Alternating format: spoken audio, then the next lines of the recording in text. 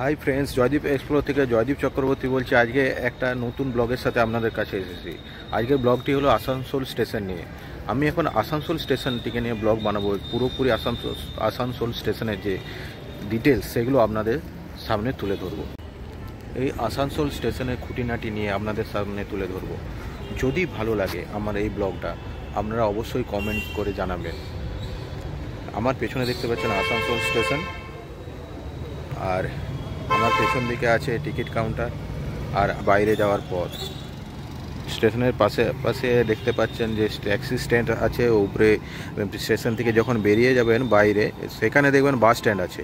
এটা railway bus stand, এটা কিন্তু মেন বাস স্ট্যান্ড না। আর এখানে সামনে দেখছেন যে ট্রেনের মতো করা আছে, পুরনো দিনে একটা ট্রেনকে এখানে তুলে ধরা হয়েছে। আর এই স্টেশনের চারপাশটাকে এইভাবে সাজানো হয়েছে। উপরে ইন্ডিয়ান ফ্ল্যাগ উঠছে। আর এটা হলো আসানসোল জংশন, খুব সুন্দরভাবে করা হয়েছে। এটা অনেক পুরনো স্টেশন, এর নিয়ে ডিটেলসে আপনাদের কাছে আমি বলছি। আসানসোল রেলওয়ে স্টেশন ওয়েস্ট বেঙ্গলের বর্ধমান ডিস্ট্রিক্টের মধ্যে অবস্থিত। এই স্টেশনে 7টি প্ল্যাটফর্ম আছে। আর এটা হলো ভারতবর্ষের 8 নম্বর বিজিএস স্টেশন।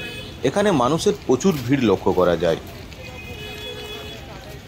এই আসানসোল স্টেশনটি তৈরি করা হয়েছিল 1864 খ্রিস্টাব্দে। আর এই স্টেশনে ইলেকট্রিক যে লাইন সেটা বিস্তার হয় 1957 থেকে 1962 সালের মধ্যে। এইখানে প্রতিদিন 171টি ট্রেন যাতায়াত করে।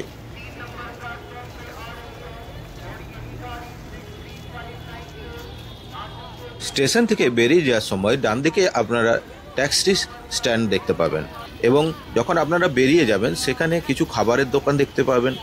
আর তাছাড়া যে খাবারের দোকানগুলো আছে তার ঠিক পেছনে আপনারা দেখতে পাবেন যে রেলওয়ের যে বাস স্ট্যান্ড, সেই বাস স্ট্যান্ডকে।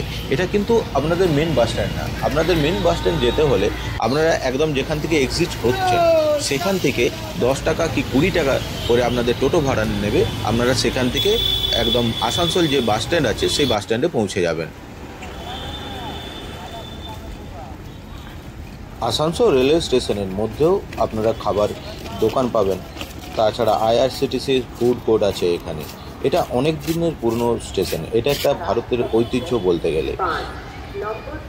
এই আসানসোল রেলওয়ে স্টেশন হাওড়া আর দিল্লির মধ্যখানে অবস্থিত একটা স্টেশন।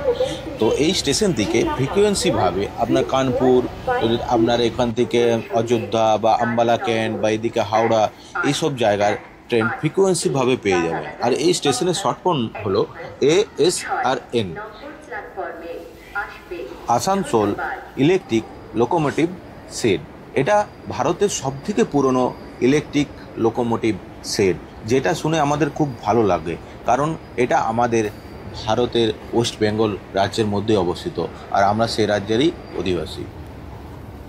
এই স্টেশনে 2টি ফুটওভার ব্রিজ আছে, যেখান থেকে সাধারণ মানুষ ওঠানামা করতে পারে, চলাফেরা করতে পারে, ট্রেন ধরতে পারে। তাছাড়া এসকেলেটার প্লাস লিফট, এই সব কিছু সুবিধা এই স্টেশনে আপনারা পেয়ে থাকবেন।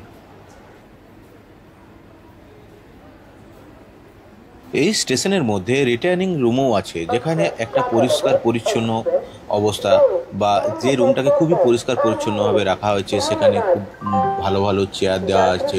সেখানে আপনারা বসে ঘন্টা হিসেবে কিছু টাকা ব্যয় করে আপনারা রেস্ট নিতেও পারেন, যদি আপনাদের ট্রেন লেট থাকে বা আপনাদের ইচ্ছে যায়।